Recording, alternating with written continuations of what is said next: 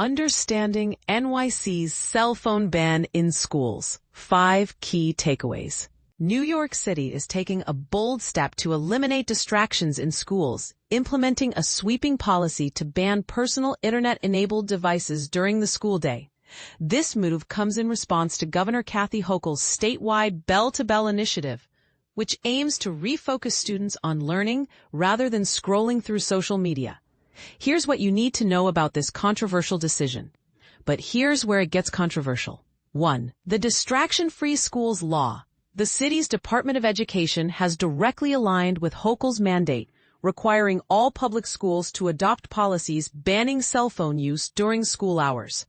This law, set to take effect in the 2025 to 2026 academic year, emphasizes shifting students' attention from digital distractions to educational goals. While phones with internet access are prohibited, schools may still allow basic devices like non-internet smartphones or school-issued laptops for approved classroom activities. This creates a middle ground between strict enforcement and practical use. 2. A comprehensive ban. NYC's policy targets all personal devices capable of internet connectivity, including smartphones, smartwatches, tablets, and even gaming consoles. The rationale is simple. Any device that can divert attention from lessons risks undermining the learning environment. However, this raises questions. Should students be allowed to use devices for educational tools like apps designed to enhance learning?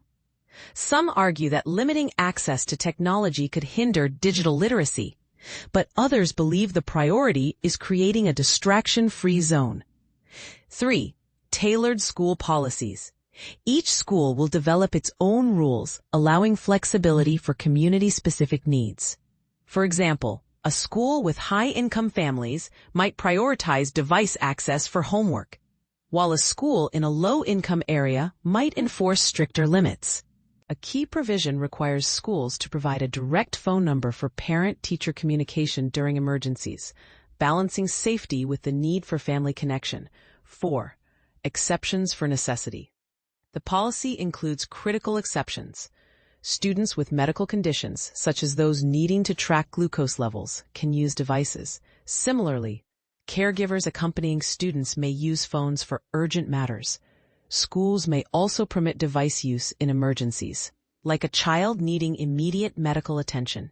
These exceptions highlight the tension between strict rules and real-world needs, sparking debate over how far schools should go to enforce the ban. 5. Storage and enforcement. Schools must provide secure storage for devices during the school day, such as lockers or assigned bins. Students are required to turn off devices and store them according to school protocols. Discipline for violations is handled through progressive measures, with no automatic suspensions. Instead, schools must notify parents when devices are confiscated, ensuring transparency. This approach aims to minimize disruptions while maintaining accountability, and this is the part most people miss. Critics argue that this policy overlooks the role of technology in modern education. Many students rely on devices for research, creative projects, or accessing online resources. While the goal is clear, the implementation may inadvertently stifle innovation. Is it possible to create a balanced system that allows tech use without compromising focus? What do you think? Should schools completely ban personal devices, or is there room for flexible, context-driven rules? Share your opinion in the comments below.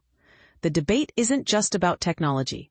It's about how we prepare students for a world where digital tools are everywhere.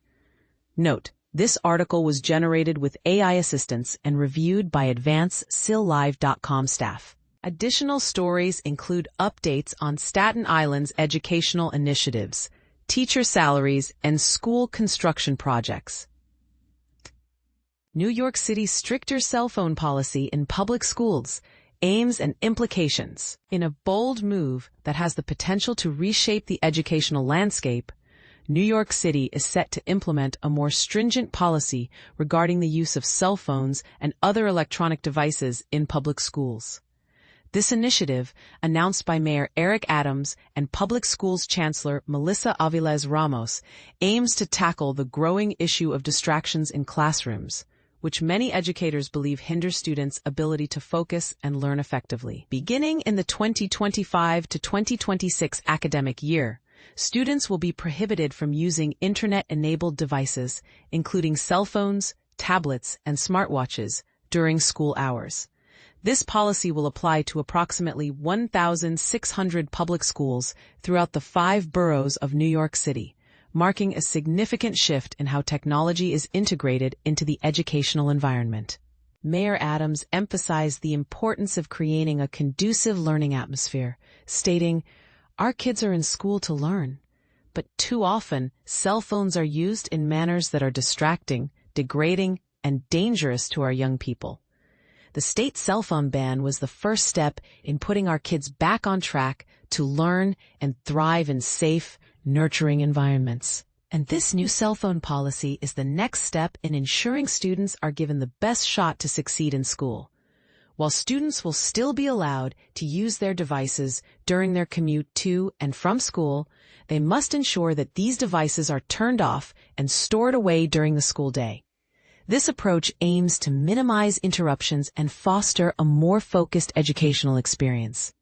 To address concerns about communication, schools will be required to establish at least one method for families to contact their children during school hours in case of emergencies.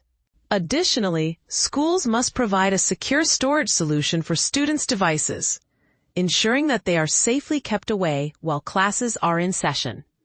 There are also provisions in place for students who may require access to their devices for medical reasons, allowing for necessary exceptions to the policy. As this new policy rolls out, it raises important questions about the role of technology in education. Are we sacrificing valuable learning opportunities by restricting device use? Or are we creating a more focused environment that ultimately benefits students? This is a topic that is sure to spark debate among parents, educators, and students alike. What are your thoughts on this new policy? Do you believe it will enhance the learning experience? Or do you think it may hinder students' ability to adapt to a tech-driven world? Share your opinions in the comments.